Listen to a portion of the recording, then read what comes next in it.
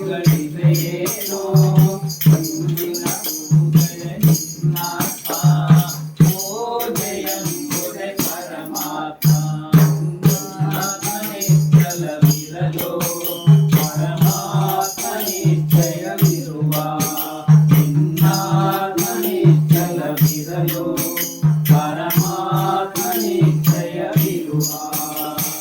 ಬಣ್ಣ ಬಣ್ಣದ ಹಸುಗಳು ಇರಲು ಹಾಲಿಗೆ ಬಣ್ಣಗಳಿದೆಯೇನೋ